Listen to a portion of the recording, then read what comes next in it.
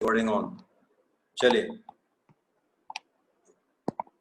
अच्छा एक तो देखिए, अभी मैंने आप लोगों को जस्ट लिंक भेजने से पहले एसिड बेसिस के सॉल्ट्स भेजे हैं, इसके नोट्स भेजे हैं। सॉरी, सॉल्ट्स तो कहाँ से भेजूंगा आपको, ऑनलाइन में नोट्स भेजे हैं। तो पे ध्यान रखिएगा कि एक तो 2 पेज ऐड हैं, तो वो पूरे हो चुके हैं नोट्स। थोड़ा बहुत और वो भेज दूंगा, बाकी जो पढ़ना चाहे नोट से वो पढ़ना स्टार्ट कर सकता है। जो थ्योरी की रटने वाली चीजें थी, बस खाली मैंने वही छोड़ी है, आप देखेंगे कंप्लीट है। उसके अलावा उसमें जो मैंने पहले इसके 3 पेज भेजे थे ना बच्चों, उसके मैंने अभी ये भेजे ना नए, इन्हीं को आप रेफर कर लेना, क्योंकि I have made some additions. तो नया सेट आ गया आपके पास पूरा, उससे पढ़ाई कर लेना। और जिन लोगों ने बाई चांस मेरे कहने से नोट्स फेयर में कॉपी किए हुए हैं, वो एक बार जस्ट देख लेना। सोर्स वाले सेक्शन के अंदर देयर आर माइनर चेंजेस, वो उनको कर लीजिएगा। And now let's continue with quadratic equations. And as far as I remember, quadratic formula मैंने कल complete करा दिया था, और हर तरह का possible question जो है वो मैंने बता दिया था। अब तो practice की जरूरत है, वो आप लोग करिए। Now we will focus on the second and prescribed method in your syllabus, which is finding roots by factorization. तो उसके बारे में काफी हद तो आप लोगों को पहले से पता है। देखिए, ठीक है, जैसे पूरी पढ़ाई कर लेते हैं। देखिए, मैं क्या क्या नहीं कराऊंगा वो भी बता रहा हूँ, और क्या क्या कराऊंगा वो भी बता रहा हूँ। देखिए, एक तो होता है बिल्कुल बेसिक वाला फैक्टराइजेशन, जो 1 मार्क्स में आएगा या नहीं आएगा। एक बार फिर से यहाँ पर लिख रहा हूँ, बाई चांस किसी बच्चे ने ये पढ़ाई नहीं करी हो तो वो मुझसे पूछ ले कि सर वो जो आपने कहा था वो नहीं समझ में आया, वो बता दो। सेकंड चैप्टर वाली देखिए, फैक्टराइजेशन की A to Z स्टडी अभी से आपकी स्टार्ट होती है। स्टार्टिंग का जो पॉलिनोमियल्स के टाइम पे पढ़ा था, जस्ट लिख के दिखा रहा हूँ, करके कुछ नहीं दिखाऊंगा।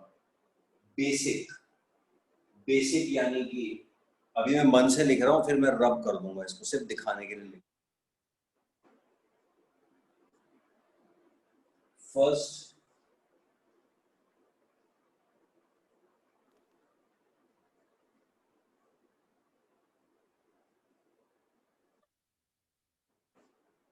सेकंड और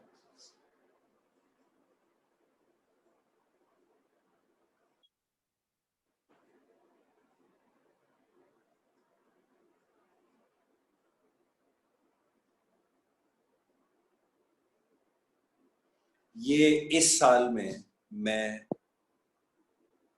एक मिनट और बच्चों, जरा एक आध बच्चे हैं रुके हुए, जरा उनको ज्वाइन कर देना। एक मिनट देख लीजिए, आप लोग पहचान में आ जाएगा सब लोगों को। इस साल में मैं कम से कम 4 बार पढ़ा चुका हूँ, देख लीजिए।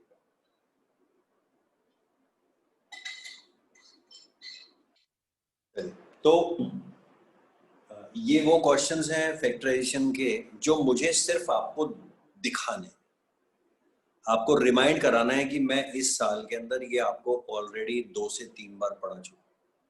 जिसको नहीं आता हो वो मुझसे पूछ ले, ठीक है।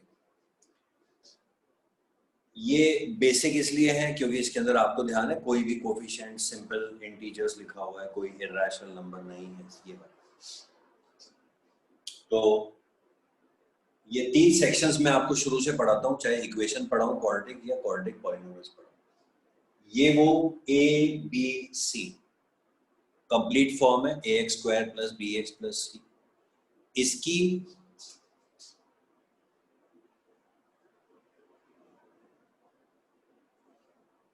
अगर एग्जाम में लिखा हुआ है कि सॉल्व बाय फैक्टराइजेशन, तो स्प्लिटिंग द मिडिल टर्म कर दीजिएगा। करके नहीं दिखाऊंगा, स्प्लिटिंग द मिडिल टर्म कर ही रहे हैं आप 2 साल से, स्प्लिटिंग कर दीजिएगा। कोई ना कोई 2 ब्रैकेट बन जाएंगे। अब ब्रैकेट बनने का मतलब क्या होता है? फैक्टर बनना। क्या है ये? Bye fact. अब मतलब भी समझो, बाय फैक्टराइजेशन तो बेसिकली जो 2 ब्रैकेट बनते हैं, मान लो इस ब्रैकेट में लिखा है 3x - 1 और इसमें लिखा है x + 2 और = 0 चलता हुआ आ ही रहा है, तो बेसिकली आपने इसके स्प्लिटिंग करके फैक्टर बना दिया। और फैक्टर बनाने के बाद में हम दोनों को अलग अलग लिख लेते हैं। इससे आ जाता है अल्फा, जिसको आप x भी लिख सकते हैं 1/3 और माइनस, ये हो गया आपका। समझ गए? तो फैक्टराइजेशन मतलब स्प्लिटिंग करना है। क्यों? क्योंकि स्प्लिटिंग करने से फैक्टर बनता है। कहानी खत्म। ये मत पूछेगा कि सर अगर ऐसा कुछ आ गया जिसकी स्प्लिटिंग नहीं हो रही हो और फिर भी मुझसे कह ले फैक्टराइजेशन करो, तो ऐसा नहीं होगा। समझे या नहीं समझे? अगर दिया हुआ है तो वो एग्जामिनर वही क्वेश्चन देता है जिसकी स्प्लिटिंग हो सकती है। क्योंकि आपने देखा है, अब आप 3 दिन से क्वाड्रेटिक फॉर्मूला पढ़ रहे हो, फॉर्मूले में कोई भेदभाव नहीं होता। स्प्लिटिंग हो रही हो तो डाल दो, नहीं हो रही हो तो डाल दो, तो भी आंसर आ जाता है। फैक्टराइजेशन में सिर्फ वही आएगा जिसका फैक्टराइजेशन पॉसिबल, यानी स्प्लिटिंग हो सकती है। पहला क्लियर? तीनों होंगे तो स्प्लिटिंग। अगर सिर्फ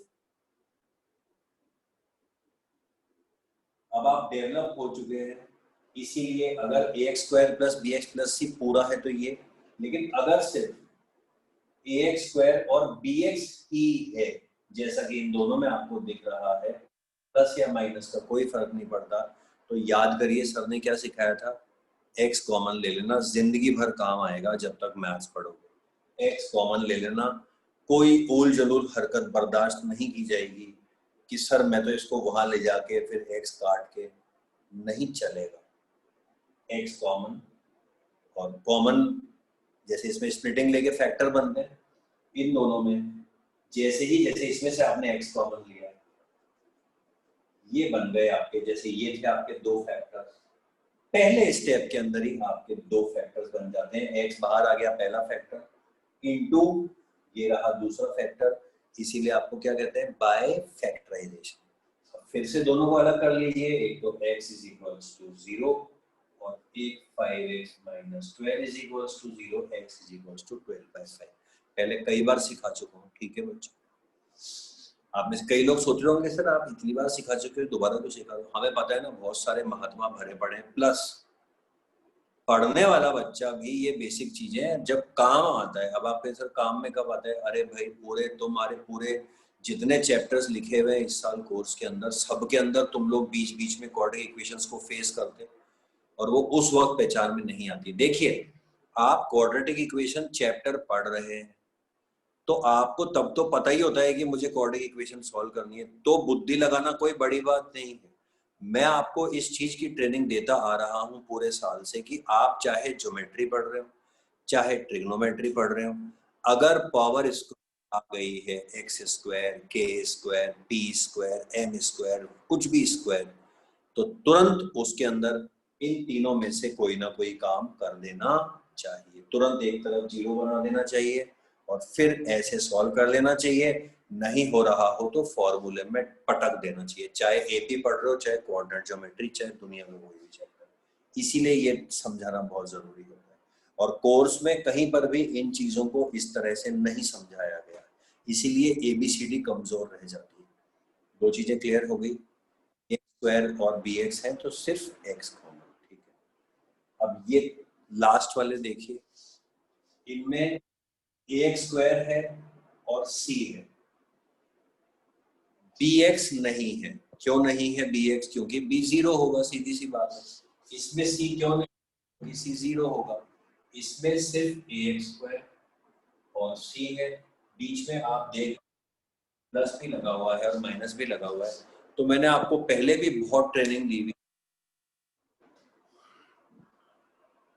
बच्चे आप अपने जरूरी कामों से फ्री हो रहे हैं, अभी आ रहे हैं, रुकिए, ठीक है?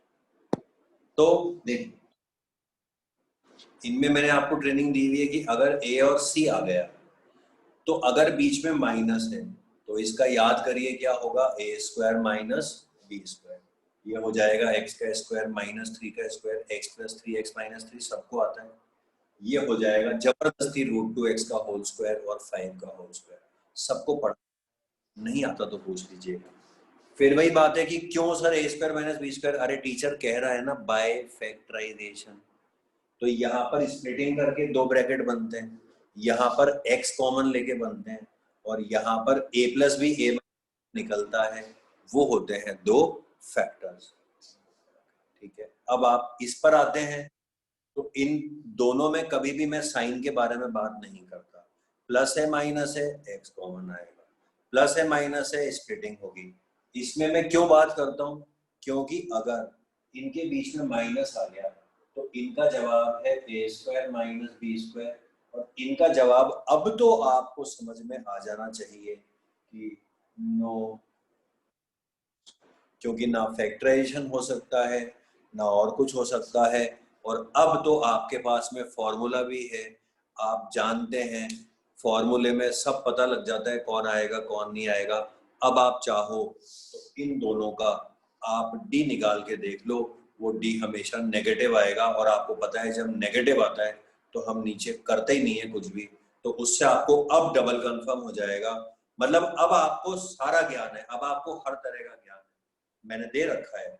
ए स्क्वायर प्लस बी स्क्वायर कुछ होता नहीं है, डी निकाल लो, चलो डी हालांकि कोई कह नहीं रहा फैक्टराइजेशन कह रहा है, लेकिन आप मान लो आप फॉर्मूले से करके देख लो, डी निकालोगे तो माइनस में आएगा, माइनस में आएगा तो फिर एक्स की वैल्यू कहां से आएगी, नो रूट्स आएगी। तो ये बोर्ड पर 3 सेक्शन बना के मैं आपको साल में 3-4 बार दिखा चुका। फिर से आखिरी बार देख लीजिए, तीनों आ गए, स्प्लिटिंग अगर फैक्टराइजेशन है तो, ये दोनों आ गए तो एक्स कॉमन लेना ही लेना है, और ये आ गए तो प्लस है तो नो रूट्स, और माइनस है तो ए स्क्वायर माइनस बी स्क्वायर, ये 1 मार्क्स की तैयारी। अब मेरी पढ़ाई इसके आगे चालू होती है, ये तो सिर्फ रिवीजन था 5 मिनट का, अब मेरी आगे की पढ़ाई चालू होती है कि फैक्टराइजेशन की अगर आप तैयारी करें तो आपको कैसे क्वेश्चन पढ़ने चाहिए, एग्जाम में कैसे आएंगे, मैं लिखा। अब हम लेंगे वही सारे क्वेश्चन जो हमने क्वाड्रेटिक फॉर्मूला में लिए थे। अब आप याद करिए, अब ज्यादा टाइम नहीं लगेगा बच्चों में, क्योंकि मेहनत हमने असली वाली कर ली है। याद करिए, मैंने इसी बोर्ड के ऊपर समथिंग लाइक, अब मैं फटाफट लिख रहा हूं क्योंकि मुझे अब सॉल्व नहीं करना है।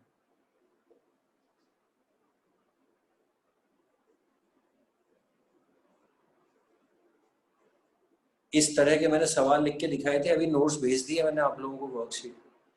ये मैंने उस दिन यहाँ पर आपको 4 करके दिखाए थे, फुल 1 घंटा एलसीएम के बारे में ज्ञान लपेटा था। तो अब एक बात बताइए, अब मैं दोबारा थोड़ा ना, वो तो वही करना है काम, और आपको याद है वही एलसीएम लेके मल्टीप्लाई करके, और लास्ट में आ क्या जाती है, एक क्वाड्रेटिक इक्वेशन। अब अगर एग्जाम में फैक्टराइजेशन लिखा हुआ है तो यहां से आपका काम चालू होता है। व्हाट आई मीन टू से इज दैट, देखिए कंफ्यूज मत होइए, चाहे फॉर्मूले से निकालना हो, चाहे आपको फैक्टराइजेशन से निकालना हो, और मैं तो कहता हूँ एक आपके कोर्स से तरीका कट गया है, चाहे कंप्लीशन ऑफ स्क्वायर से निकालना हो, आखिर आपको पहले अपनी क्वाड्रेटिक इक्वेशन तो बनानी पड़ेगी। तो इनको क्वाड्रेटिक इक्वेशन में बदलने के लिए तो जो पढ़ाई हो चुकी है वो मैं आपको पहले ही समझा चुका हूँ, एलसीएम लेके सॉल्व कर लेना और इक्वेशन बना लेना, कल तक भी समझा रहा था। अब इसके आगे टीचर कह रहा है फॉर्मूले से करो तो डी डाल के निकाल लेना, और टीचर अगर फैक्टराइजेशन कर रहा है तो अभी अभी तुम्हारे को सिखाया स्प्लिटिंग का मिडिल कर देना, और 2 ही बचे हैं तो फिर वो एक्स कॉमन या जो भी सिखाया। तो ये मुझे आपको सिर्फ दिखाना था, करने का कुछ भी नहीं है, जैसा टीचर कहे। सबसे इंपॉर्टेंट तो यही सवाल होते हैं, तो इनको यहाँ तक सॉल्व करना आना चाहिए। अभी भी वो रिकॉर्डिंग पड़ी हुई होगी, वो देख लीजिए, वो बहुत जरूरी है। ठीक है बच्चों, एक ये वाले थे सारे कर वही जो फॉर्मूला से कर रहे हैं, तो एक ये अपॉन अपॉन वाले आ गए एलसीएम।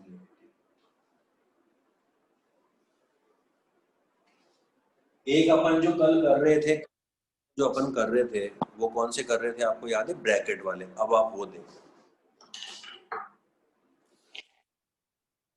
एक साथ ही लिख रहा हूँ।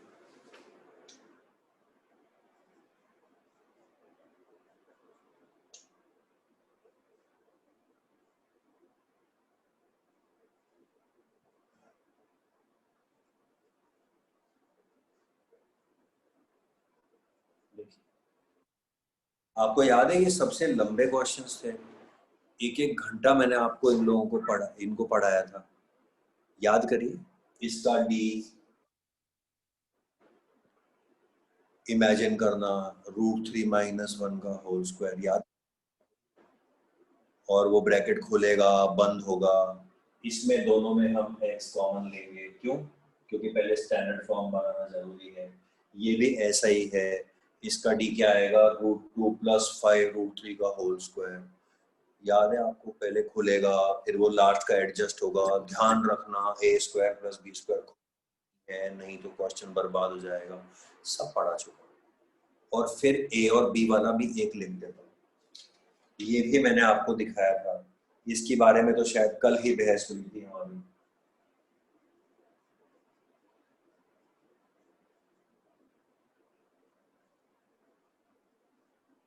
यही है, देखिए ये वाला, ये मैंने कहा था भाई स्टैंडर्ड वाले बच्चे कर लेना, लेकिन अब ये सवाल बेसिक वाला बच्चा भी बड़े मजे से करेगा। क्यों करेगा? इसमें फिर आपने कई लोगों ने कयास लगाए थे कि इसका डी क्या आएगा, तो मैंने समझाया था कि बेटा इनकी तरह से अंदर का साइन तो चेंज हो जाएगा, d² - b² का होल स्क्वायर, और बगल में -2 का स्क्वायर 4 आएगा। याद करिए, बताया था नहीं बताया था। अब देखिए, इतने लंबी पढ़ाई चली थी इसकी, लंबी पढ़ाई क्यों चली थी? क्योंकि इसको करना था फॉर्मूले से। तो फॉर्मूले में इसका डी बड़ा टिपिकल तरीके से आता है, कोई ध्यान ना दे तो उसका निकलेगा ही नहीं डी। अब आज करते हैं फैक्टराइजेशन। कल की क्लास में प्रद्युमन बीच में बोला भी था सर वो फैक्टराइजेशन से, तो मैंने क्या समझाया था कि बेटा आपको दोनों नहीं तीनों स्थितियों के लिए तैयार रहना चाहिए। पहली स्थिति, फॉर्मूले से आ गया, मैं आपको हर चीज में एक्सपर्ट बनाता हूँ, मैं हर प्रोबेबिलिटी चेक करता हूँ, हर पॉसिबिलिटी चेक करता हूँ और उसको पूरा कराता हूँ। अगर फॉर्मूले से आ गया तो मैंने आपको मेहनत करके सिखा रखा है। अब अगर मान लीजिए फैक्टराइजेशन से आ गया, अगर आ गया तो आप क्या करेंगे? और तीसरी स्थिति मैंने बताई थी कि अगर ऊपर कुछ भी ना लिखा हुआ आया तो आप दोनों में से कौन? ऑब्वियसली जो इजी होगा, तो जरा देखते हैं आपको क्या क्या समझ में आता है। अब जरा फैक्टराइजेशन से देखिए, अगर ये आपको फैक्टराइजेशन से करना है तो बच्चों ये फॉर्मूले से जितना मुश्किल था पूरे कोर्स का सबसे अच्छा सवाल, आज ये उतना ही कोर्स का सबसे इजी सवाल है। क्योंकि आपको आज ही मैंने सिखाया है कि भाई स्प्लिटिंग द मिडिल टर्म करते हैं। अब स्प्लिटिंग द मिडिल टर्म को कोई अगर समझता हो ना, क्या होता है स्प्लिटिंग द मिडिल टर्म में, बीच वाले बी को स्प्लिट करके दो टुकड़ों में बांटते हैं या नहीं बांटते हैं? बांटते हैं ना। तो बच्चों जो तुम्हारे 9th के भी क्वेश्चंस थे ये उनसे भी इजी है। ये दुनिया में वो बच्चे जो आज भी काम कर रहे हैं, पढ़ाई कर रहे हैं, जिन्होंने आज तक स्प्लिटिंग भी नहीं सीखी है, ये वो बच्चे भी कर सकते हैं। क्योंकि ये स्प्लिटिंग का अगला स्टेप दे रखा है, ये 2 वैल्यू लिखी होने का मतलब है बीच में कि इनकी स्प्लिटिंग हो रखी है। मतलब ये जो बेसिक बच्चा दे रहा है ये उससे भी नीचे स्टैंडर्ड का क्वेश्चन बन जाता है। कल तक ये टॉप लेवल का था, आज ये लोएस्ट लेवल का क्वेश्चन है। देखिए जरा, x² -√3 into x -√3x minus plus minus 1x, और लीजिए ये आपका सवाल सॉल्व हो चुका है। हो गई स्प्लिटिंग बिना बुद्धि लगाए। x कॉमन, x -√3, माइनस होता है तो माइनस कॉमन आता ही है, 1 कॉमन, दोनों में कुछ भी कॉमन नहीं है तो क्या आएगा 1, x -√3 बन गए 2 ब्रैकेट, इधर कर देता हूँ x -1 और x -√3 इज इक्वल्स टू 0। एक बार ये 0, एक बार ये 0, एक बार आ गया x इज इक्वल टू 1 और एक बार आ गया x इज इक्वल टू 3। तो मजे देखिए, समझे या नहीं समझे? कितना बड़ा सवाल था कल, ये खोलो, कितना मुश्किल था। आज देखिए √6x² plus √2x minus 5√3x is 5√3x। ये लीजिए स्प्लिटिंग बनी बनाई है, इन दोनों में से कॉमन निकालिए, इन दोनों में से निकालिए, 2 फैक्टर बन जाएंगे। मजे करिए। और अब ये देखिए, ये तो कितनी लंबी बहस चली थी। हमारे सबसे समझदार मैथ्स के बच्चे थे, 5-6 बच्चों ने हाथ उठाया था और शायद किसी एक ने शायद इसका आधा अधूरा सही जवाब दिया था। बाकी पढ़ने वाले सारे बच्चे भी इसके अंदर डी इमेजिन नहीं कर पाए थे। आज कोई बात ही नहीं है, आज बच्चा हमारा बेसिक दे रहा है उसके भी मजे हैं, देखिए इसमें दिमाग लगाना ही नहीं है। अरे सॉल्व करिए ना यार आराम से, किसने मना किया सॉल्व? बल्कि आप क्या सॉल्व करेंगे, ये क्वेश्चन तो ऑलरेडी सॉल्व है, इसको छोड़ के आने वाला जो भी इंसान है वो मूर्ख की कैटेगरी के अंदर आएगा कि साहब सर ने तो हमें कहा था ये तो स्टैंडर्ड का पेपर है, ये तो मैं नहीं करूंगा। अरे भाई तेरे को बोला है फैक्टराइजेशन से कर, तो ये खुला पड़ा है ना, तू कर देना यार, देखना जरा कितना इजी है ये। -2a² x minus plus -2b² x plus a²b² is equals to 0। कितना शानदार काम है, कॉमन लीजिए इन दोनों के अंदर से, 4 और 2 में 2 कॉमन है। एक बार ढंग से लिख रहा हूँ पूरा, x² और x में x कॉमन है, यहाँ पर क्या बचा 2 2 4, x² से x निकल गया, क्या बचा x, नॉर्मल पढ़ाई, माइनस 2 निकल गया, x निकल गया, क्या बचा a²। आराम से काम करिए, यहाँ माइनस होता है तो स्प्लिटिंग में हमेशा माइनस आता है। इन दोनों में देखिए 2 नहीं है, b² कॉमन है, b² बाहर आ गया, b² निकल गया तो क्या बचा 2x, माइनस निकल गया तो अंदर साइन चेंज होता ही है। स्प्लिटिंग, जिनको स्प्लिटिंग के बाद कोई कहेगा सर मेरे को तो ये बाद का भी नहीं आता, तो मैं कहता हूँ पढ़ ही क्यों रहे हो, दुनिया पर एहसान क्यों कर रहे हो, मत पढ़ो, बहुत काम और है दुनिया के अंदर, वो कर लो। अब अगर आपको कॉमन लेना और माइनस का साइन नहीं आता, मतलब आपने अपने जीवन में 10 साल में मैथ्स को कभी उठा के तक नहीं देखा। देखिए दोनों ब्रैकेट सेम आ गए, देखिए कितना मजे में काम चल रहा है। सो 2x माइनस x², 2x, एक बार ये इज इक्वल्स टू 0 आ जाएगा, एक बार ये इज इक्वल्स टू 0 आ जाएगा, इससे आ जाएगा x is equals to b²/2, इससे आ जाएगा x is equals to a²/2। समझे समझे जो भी। तो देखिए अब ये बात समझने की है और इस तरह से पढ़ाने का अब मैं आपको मतलब समझाता हूँ कि मैंने ऐसे क्यों पढ़ाया।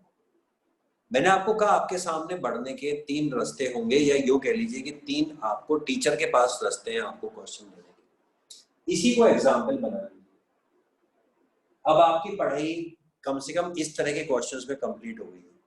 3 रास्ते हैं, एग्जाम में लिखा है आप फॉर्मूला से करो, बहुत मुश्किल है मगर मैंने आपको उसमें एक्सपर्ट बना दिया है, या आप बन गए हैं पढ़ने की वजह से।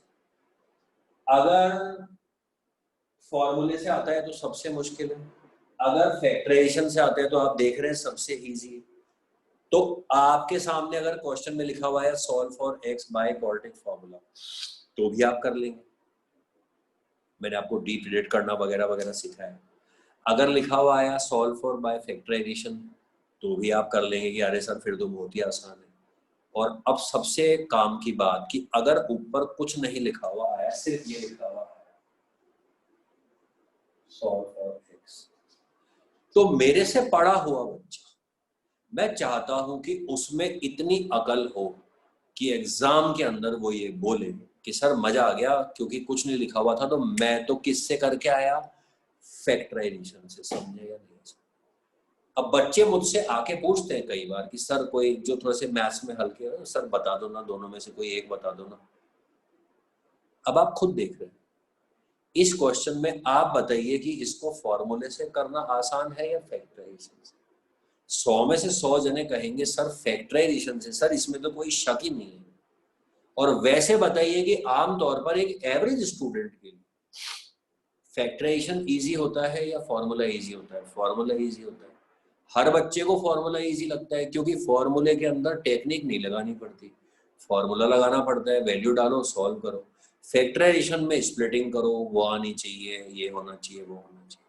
तो आप समझ रहे, no doubt formula is universally easy.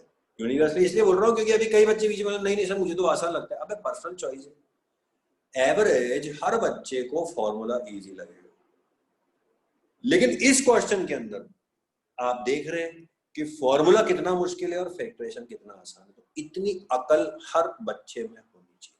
मैं देखता हूँ आप में से कितने लोग याद रखते हैं, क्योंकि मैंने आपको A to Z की पढ़ाई कराइए, हल की पढ़ाई नहीं कराइए। मेरा स्टूडेंट जानता है कि फॉर्मूले से कैसे करना है, फैक्टराइजेशन से कैसे करना है, और कुछ नहीं लिखा हुआ है तो फिर ज्यादा अच्छा कौन सा है। और उसमें से सिर्फ यही एक्सेप्शनल है, ब्रैकेट वाले जो सेंटर के होते हैं ना, अब आप देख लीजिए, इनको परमानेंटली याद कर लीजिए, ये एक्सक्लूसिव है क्योंकि इसमें फॉर्मूले से मुश्किल पड़ता है, और ये इकलौते ऐसे टाइप के क्वेश्चन है जो फैक्टराइजेशन से इजी पड़ते हैं। तो आप ऐसे भी याद रख सकते हैं कि मुझे हमेशा फॉर्मूला, जो एवरेज बच्चे हैं उनके लिए कह रहा हूँ कि आप हमेशा फॉर्मूला इस्तेमाल करिए, कोई टेंशन नहीं है। और मैं खुद आपसे कह रहा हूँ कि formula is always easier average बच्चे के लिए। सिर्फ ये ब्रैकेट वाला याद रखना, ये आ जाए तो समझ गए ना, बी खुला खुला है, खोल के काम खत्म। इससे ज्यादा मैं नहीं समझा सकता, आगे प्रोसीड कर।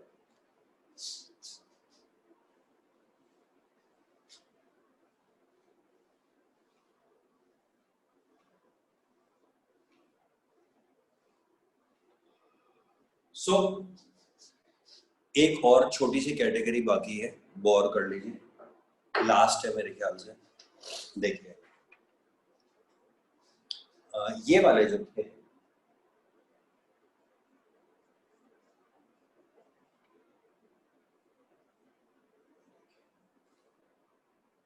ये मैंने काफी सारे लिखे हुए हैं। आप अगर देखेंगे, मैंने जो वर्कशीट भेजी है प्रैक्टिस के लिए, मैंने ढेर इकट्ठे करके भेजे। ठीक है, क्यों भेजे है मैं बताता हूँ। अब अगेन, अब आप बताइए, फैसला करिए, एवरेज बच्चा जो होगा वो क्यों करेगा इसका फैक्टराइजेशन। वो कहेगा सर फॉर्मूला लगाओ, मस्त रहो, D is equals to B square minus 4ac लगाया, एक्स निकाला, काम खत्म। लेकिन फिर वही बात है, हमें हर परिस्थिति के लिए तैयार रहना है। अब इमेजिन कीजिए कि एग्जाम में लिखा आया है solve for X by factorisation, not by. अब फंस जाएगा बच्चा, और ये तो किताब के बेसिक क्वेश्चंस में से है। तो इसके बारे में मैं 9th क्लास में 9 बार और 10वीं क्लास में भी कई बार समझा चुका हूँ। एक बार छोटा सा इंट्रोडक्शन दे रहा हूँ। जब मुझे बहुत इजी चीज पढ़ानी होती है तो मैं आपसे साफ साफ कहता हूँ कि जिसको नहीं आता पूछ लेना। क्यों? क्योंकि 90% बच्चों को जो चीज आती है, जो बहुत पुरानी है, वो चीज क्लास के अंदर बार बार बोल के सबका समय खराब नहीं किया जा सकता। शॉर्ट में बता रहा हूँ, देख लीजिए। यही मैंने आपको पहले भी समझाया था, एक बार फॉर्मूले में देख लिया। इसमें बस दिक्कत क्या है कि जो बीच में स्प्लिटिंग है ना, इसमें इर्रेशनल नंबर है, तो दिक्कत क्या आएगी और उसका सोल्यूशन क्या है वो देख लीजिए। सबसे पहले आप इसको मल्टीप्लाई करेंगे, ये तो करना आता ही आपको स्प्लिटिंग, 3 5 50। समझदार बच्चे साइन भी लगाते हैं कि sir plus minus minus, minus भी देखना चाहिए, नहीं तो धूल। सही बात है, माइनस भी लिखो। और आपको प्लस का 2√5 चाहिए। स्प्लिटिंग सबको आती है। स्प्लिटिंग में हम क्या करते हैं, हम a इंटू सी करके इसके फैक्टर्स बनाते हैं। जैसे 15 1 जा 15, 3 5 जा 15, ज्यादा है नहीं इसके, यही दो फैक्टर्स बनते हैं इसके।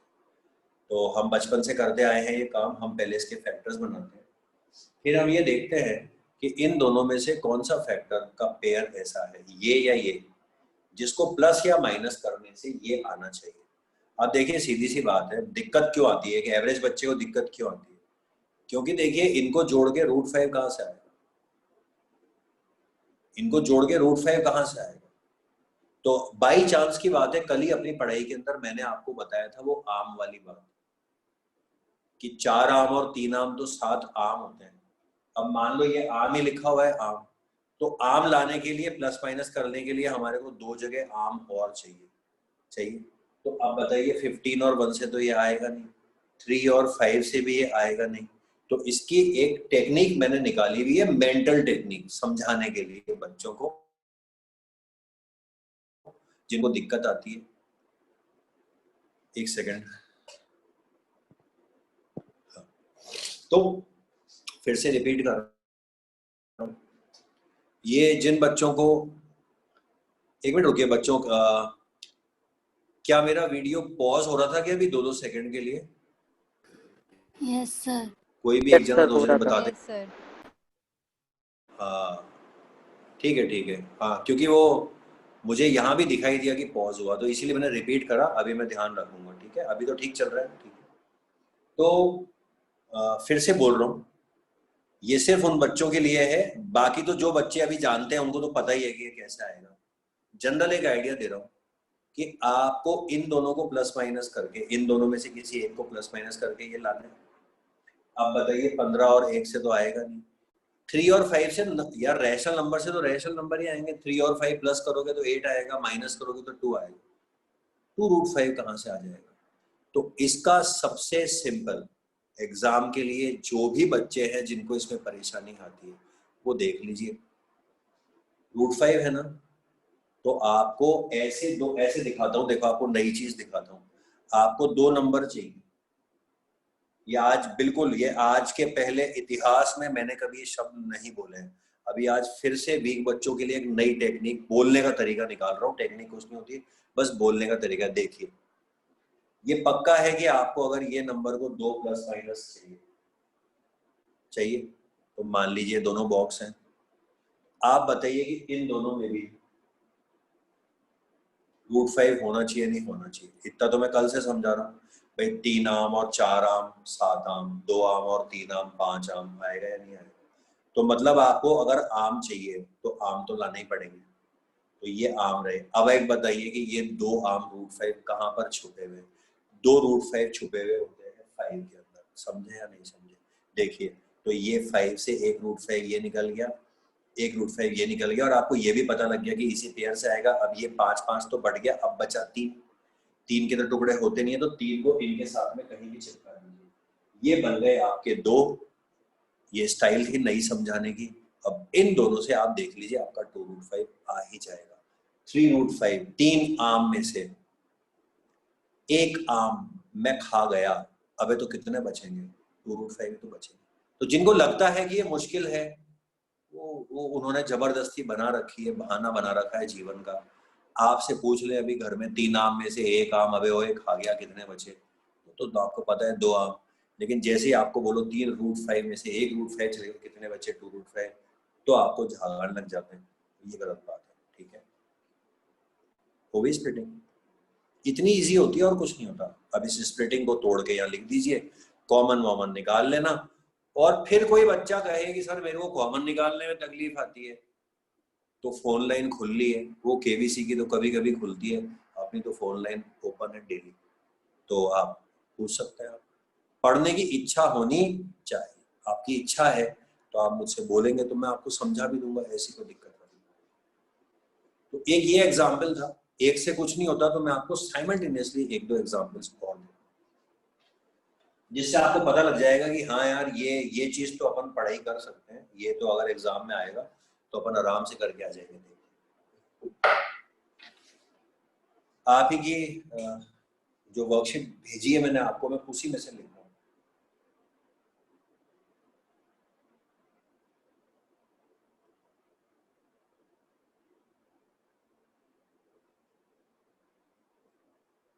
पहले थोड़ा सा और एक सिंपल देता हूँ आपको, रुको जरा।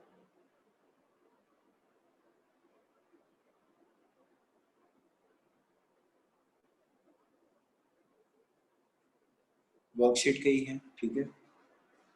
तो अब आप इतना भी समझ गए होंगे कि जब ये बीच में होता है ना इरेशनल नंबर, तब दिमाग लगाना पड़ता है। अगर यहाँ इरेशनल नहीं हो, यहाँ हो, तो दिमाग लगाने की जरूरत नहीं। तो चलिए फिर से करते हैं। सो 2 3 जा 6 और -2√6 आपको चाहिए। सही है क्या? अब आपने 6 के फैक्टर्स बनाए, 6 1 जा 6, 2 3 जा 6, और जैसा मैंने आज बोला उसी को कंटिन्यू करता हूँ। जिनको दिक्कत आती है उनके लिए, अब ये वही आम वाली बात है, आपको इधर आम चाहिए ना, और प्लस माइनस करके चाहिए, तो आपको फिर यहाँ पे भी आम चाहिए और यहाँ पे भी आम चाहिए। बीच में कुछ ना कुछ प्लस या माइनस लगाने से ये आएगा, आएगा या नहीं आएगा? आएगा। अब ये आने चाहिए इन दोनों में से किसी से। दोनों किससे आएंगे? √6 से आएंगे। तो 6 तो बढ़ गया, साथ में क्या था? 1 ही था, तो आपको कुछ सोचने की जरूरत ही नहीं है। 1 को तो कहाँ लगाओगे? ये 1 1 सब जगह 1 ही होता है। अब आप देख लो यहाँ पर -2, इतना ही दिमाग लगा लो कि 1 और 1 से 2 कैसे आता है। अब हमारे कई बच्चे आज भी 1 और 1 2 जानते हैं, मगर -2 बोलो तो उनको प्रॉब्लम हो जाती है। तो -1 और -1 -2 होता है। इस आम को तो देखने की जरूरत है ही नहीं, आपको पता है। -1 और -1 होता है -2, ये हो गई आपकी स्प्लिटिंग। इसकी जगह पर 2x² आ जाएगा, इसकी जगह पर -1√6x और -1√6x + 3 = 0 लिख दीजिएगा और आपका काम चल जाएगा। एक और क्वेश्चन करते हैं। मुश्किल नहीं है, देखिए आप, एक टीचर क्या कर सकता है, समझाएगा, काम को हल्का करेगा, इजी दिखने में बनाएगा और प्रैक्टिस की कमी ना हो उसके लिए क्वेश्चंस देगा और प्रॉब्लम आए तो उसको पर्सनली दूर करेगा। इससे ज्यादा दुनिया में कोई टीचर किसी के लिए कुछ कर भी नहीं सकते। तो आप समझदार हैं, तो वो सारे काम अभी हाल फिलहाल तो मैं कर ही रहा हूँ, तो आपको ऐसी कोई कमी पड़नी नहीं चाहिए। और देख लीजिए, देखिए जैसे let's take a little bit of a different question, कोशिश करता हूँ लेने की। जैसे अभी अपने आप एक दो क्वेश्चन इसमें ऐसे भी आ जाएंगे जो जिन बच्चों को इनमें बड़ा कॉन्फिडेंस होता है ना, उनसे भी गलती हो जाती है। ये शायद वैसा ही है, मैं बताता हूँ आपको। सेम वही तरीका, या तो 1 ही है, 1 × -20। चाहो तो पहले ही फैक्टर बना के लिख लो, 12 × 2 = 24, 24 × 1 = 24, 6 × 4 = 24, 8 × 3 = 24। बाकी मुझे याद नहीं आ रहे, ठीक है, जरूरत पड़ेगी तो और बना लेंगे। 24 के नहीं होंगे मेरे ख्याल से, ठीक है। और आपको लाना है +2। अगेन वही, जो वीक बच्चा है उसके लिए मैंने प्लान बनाया था कि अब आपको ये आम चाहिए तो आप 2 आम तो पहले ही रख लो। और ये 2 आम किसमें से निकल के आए, इस 3 में से ही निकल के आएंगे। इसका मतलब आपका पेयर ये होगा। कितना जल्दी सिलेक्ट कर लेते हैं अपन, देख जो लिखा हो वो सिलेक्ट कर लिया। अब ये 3 निकल के आ गया, √3 निकल के आ गया। अब बचा 8 को आपको यहाँ कहीं फिट करना है ताकि 2 आ जाए। अब आपने मान लो या 8 लगाया, तो 8 और 1, यहाँ 1 होता है, या 8 और 1 से तो कभी 3 आएगा नहीं, 2 आएगा नहीं। भाई सुनो, √3 तो भूल जाओ आप, इनका जो कैलकुलेशन मुश्किल होता है वो तो है ही नहीं। अपने को तो 2 लाने का जुगाड़ देखना है, और वो भी किससे, 8 से, क्योंकि 8 बचा हुआ है। अब ये बाकी बच्चों के लिए भी एक अच्छा सबक है, क्योंकि बाकी बच्चों को आदत होती है बस ये 8 लगा के बैठ जाते हैं और आंसर भी आ जाता है, लेकिन अब नहीं हो रहा है ऐसा, क्योंकि 8 और 1 से 2 तो नहीं आ रहा है। तो जैसे आपने 3 को इसमें बांटा, सोचिए कि 8 और किसमें बढ़ सकता है, 4 × 2 = 8, तो 4 और 2। अब बताइए, सब कंप्लीट हो गए ना। √3 तो 3 होता है और 4 × 2 = 8 होता है। और अब इससे ये भी आ रहा है, देखिए 4 में से 2 गया तो 2 आ गया, ज्यादा दिमाग लगाने की जरूरत है नहीं। 4 आम में से 2 आम खा गए तो 2 आम बच गए। यहाँ लगाइए और मजे कीजिए, समझ गए।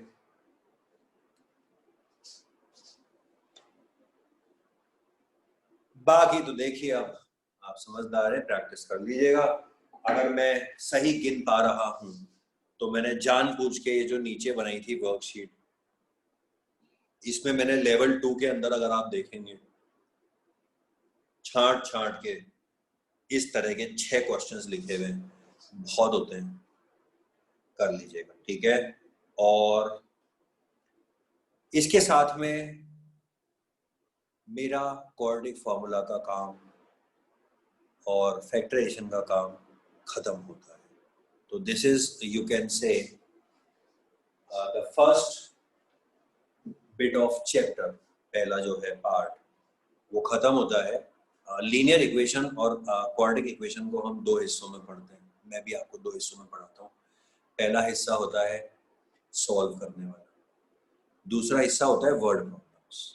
आपको पता है लीनियर और क्वाड्रेटिक में वर्ड प्रॉब्लम मेजर है। तो क्वाड्रेटिक जो इक्वेशंस है उसका ये वाला जो पार्ट है, ये मेरी तरफ से पूरा कंप्लीट है। अब हमारा बचता है वर्ड प्रॉब्लम और कुछ एक्स्ट्रा क्वेश्चंस। तो अभी समय मैं देख लेता हूँ, उसके अकॉर्डिंगली हम चालू करते हैं। आप लोग तब तक एक बार थोड़ा चिंतन मनन कर लीजिए कि सर ने क्या करा दिया है। और एक बार फिर से बोल रहा हूँ, इस बार आपका टेस्ट तय है, निश्चित रूप से आपका टेस्ट होगा ही होगा। और आपको तैयार करना है एक तो एसिड बेसिस एंड सॉल्ट्स, बिल्कुल ताजा ताजा पढ़ाया भी है मैंने, और नोट्स भेजे हैं, डिटेल में समझाया है, उससे ज़्यादा आप और कुछ डिमांड कर भी नहीं सकते हैं। और क्वाड्रेटिक इक्वेशंस, अगर हमारा अभी तो आज तो ट्यूसडे हुआ है, हो जाएगा मेरे ख्याल से, तो इन 2 चीज़ों की आपको सैटरडे को तैयारी करनी है। कोई मेरे से अभी हाथ खड़ा करके जवाब देने की जरूरत नहीं है, मेरे स्कूल के टेस्ट चल रहे हैं, ये चल रहे हैं, वो चल रहे हैं, वो तो तुम्हारे फेब मार्च तक चलेंगे, समझ गए क्या? तो इसीलिए ये मेरे को मत बताया करो, ठीक है? तो जस्ट एक बीच में छोटा सा ब्रेक दे रहा हूँ, 2-5-10 सेकंड का। चैप्टर्स हैं क्या रे हर्ष यार, क्या है सुनाई दे रहा तेरे को? एसिड बेसिस एंड सॉल्ट्स विज्ञान में, और क्वाड्रेटिक इक्वेशंस गणित में, ये आपको तैयार करना है, ठीक है?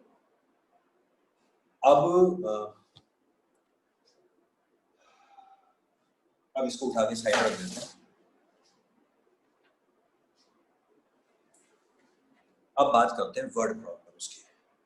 तो कुछ लोगों ने लीनियर की पढ़ी है मुझसे 8-10 दिन तक, ठीक है? Rupal, quadratic word problems are deleted? Yes sir, हाँ सिर्फ बेटा, लीनियर की आ रही हैं। सेकंड बेटा, एक सेकंड रूपल, नहीं यू मे बी राइट, क्योंकि मैंने भी उसका डिलीशन वाला कुछ पढ़ा था, तो उसमें मैंने एक स्टूडेंट से, शायद मुकुल से डिस्कस भी किया था, उसमें कुछ इस तरह का लिखा हुआ था कि क्या था, based on this and that problem, या ऐसे कुछ लिखा हुआ था शायद। तो वो क्लियर नहीं हो रहा था कि पूरी वर्ड प्रॉब्लम हटी है नहीं हटी है। तो वो आपको स्कूल में क्या कहा है रूपल? सर हमारी, क्योंकि मैम ने कहा था कि वर्ड प्रॉब्लम्स हट गई हैं। हाँ, तो मतलब अपने, ठीक है, अपन खाली मैडम की उस पे चल रहे हैं, जबान पे चल रहे हैं। प्रद्युमन बता क्या कहना चाह रहा है बेटा?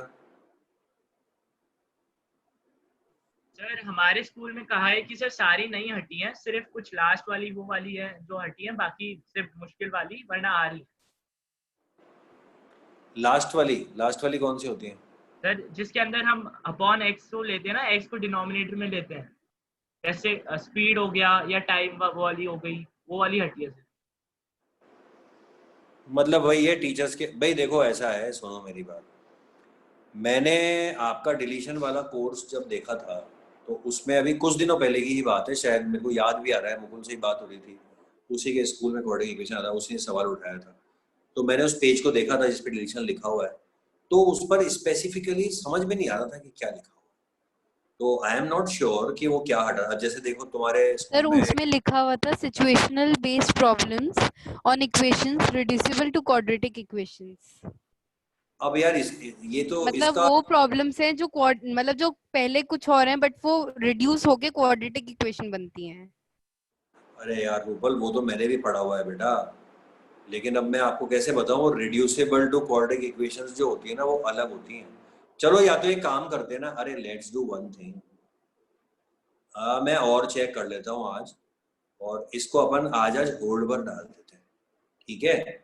और कल तक मैं मेरे हिसाब से उसको चेक करूंगा, क्योंकि मैं किसी के कहने में नहीं जाता कि एक ने ये कहा दूसरे ने ये कहा, क्योंकि सब लोग अपने अपने वो एक क्या कहना चाहिए उसको, एनालिसिस जो है वो निकाल लेते हैं लिखी हुई चीज का, और बिना कुछ पूछे उसी पर चलने लग जाते हैं। आपके सामने ही 2 बच्चे हैं, मैं तो ऐसा, दोनों ही आप बहुत अच्छे अच्छे स्कूल्स में पढ़ते हो, आपके टीचर्स भी बहुत अच्छे होंगे, मगर एक ने कह दिया कि सारी उड़ा दो, और दूसरे ने कह दिया कि खाली वो वाली उड़ा दो जिसमें नीचे एक्स आता है। तो सबके अपने अपने एनालिसिस होते हैं। देने वाले जो हैं, जिन्होंने लिखा है कि डिलीट क्या क्या करना है, उनमें अकल नहीं है। क्योंकि मेरा ये मानना है रूपल की, अगर ऐसा होता तो यार वो वर्ड प्रॉब्लम लिख के देते हैं, अगर सारी हटाते तो। इसीलिए लेकिन मैं, हमारी मैम ने मतलब हमारी मैम ने ऐसे कहा है कि हम कर लेते हैं ऐसे फॉर प्रैक्टिस बट एग्जाम में नहीं आएंगे तुम्हारे, हम अरे पूछेंगे यार नहीं। ये देखो, ये मैं ना आधे अधूरे काम नहीं करता, है ना? तो मैं मुझे जो लग रहा है ना, वो मुझे वो लग रहा है कि वो जो जो प्रॉब्लम्स इनिशियली क्वाड्रेटिक नहीं होती हैं, जैसे अभी प्रद्युमन ने बोला कि जिसमें नीचे अपॉन एक्स आता है बाद में फिर बनती है, वो हटनी, वो होना चाहिए। बट फिर भी अब श्योर नहीं है तो एक बार कंफर्म कर लेते हैं, क्योंकि तो बड़ा मुश्किल हो जाएगा फिर तो पढ़ना। फिर मेरे सामने एक ही ऑप्शन रहेगा कि देखो मैं तो फिर पूरी पढ़ाई कराऊंगा, क्योंकि मैं तो रिस्क लेता नहीं जब क्लियर नहीं है तो तेजपाल भी कुछ कहना चाह रहा था, बोल तेजपाल क्या कह रहा है? सर पढ़ा दो, 11th में काम आ जाएगी। Very smart. पढ़ाऊंगा तो तेरे को, वैसे भी तेरे को पता है मैंने कह रखा है, अगर जो कोर्स से हट भी गया तो वो तो तुम्हें पढ़ाऊंगा ही पढ़ाऊंगा मैंने पहले भी बोल रखा है यार। जो जो तुम्हारे कोर्स से हटा है और जो जो काम में आएगा वो मैं सब पढ़ाऊंगा तुम्हारे को। बस ये कोर्स बाकियों पर यार, तेजपाल जो नहीं पढ़ते उन पर बोझ क्यों झाड़े? तेरे ही सारे 9th के भाई बंद बैठे हुए हैं, तू जानता है ना, एक एक को, सब एक दूसरे को जानते हो, तो उनको बोझ में दबाएंगे यार अपन। तो एक काम करते हैं, ठीक है, जब क्लियर नहीं है तो अपन एक दिन ले लेते हैं क्लियर करने का, टाइम खराब नहीं करते। अभी तो रुको 10 मिनट है, तो प्रॉब्लम की जगह पर मैं अभी कुछ और करा देता हूँ। हाँ मुकुल, क्या लिख रहा है? कंप्लीटिंग स्क्वायर, वो तो हटा हुआ है वो। कंप्लीटिंग स्क्वायर तो पिछले साल ही हट गया था बेटा, पिछले साल लास्ट के 2 महीने पहले ही न्यूज आई थी कि हट गया। बोल मुकुल, जल्दी बोल। सर लेकिन इस साल का जो डिलीटेड पोर्शन है सर उसमें नहीं है सर। पिछले साल जब हटा था ना तब हमारे टीचर बोल रहे थे कि सिर्फ पिछले साल के लिए हटा था, अगले साल। अरे तो रहने दे यार मुकुल, टेंशन मत ले। अरे मैं वो भी पढ़ा दूंगा, अपने कहाँ दिक्कत आ रही है यार, उसमें कितनी देर लगती है? आधा घंटा लग जाएगा, बात खत्म हो गई। अपन अपन जो चीज क्लियर नहीं है ना उसमें अपन हेडेक नहीं पालेंगे, अपन कर लेंगे। भाई लोगों का कोर्स हट रहा है, ये है वो है फलाना है, अपन तो पढ़ ही रहे शुरू से, तो अपना तो कोर्स हटे नहीं हटे कोई दिक्कत वाली बात नहीं, अपन कर लेंगे, कंफ्यूजन नहीं पालेंगे। तब तक मैं आपको एक काम करता हूँ, आज इसका दिन ले लेते हैं, मैं किसी समझदार और किसी से एक बार डिस्कस कर लेता हूँ, या फिर मैं गूगल बाबा की मदद ले लेता हूँ, उसमें से कुछ पूछ लेता हूँ, ठीक है? तो देखते हैं। तब तक एक काम करो ना यार, 5 मिनट बाकी मजे करो जाओ, ठीक है? आपको मैंने टेस्ट का बता दिया है और उसकी तैयारी कर लो, और कल अपन क्लियर करके फिर वर्ड प्रॉब्लम पढ़ लेंगे। और मुझे आपसे विशेष कहना नहीं था, बस दोबारा कह रहा हूँ, कई बच्चों ने लेट अभी क्लास में एंट्री दी थी। मैंने एसिड बेसिस के सॉल्ट्स के नोट्स भेजे हैं, उनको रेफर करिएगा। पुराने वालों के अंदर एक आध माइनर चेंज है तो कोई बात नहीं, लेटेस्ट जो 5 पेज का सेट भेजा है मैंने उसको रेफर करिएगा।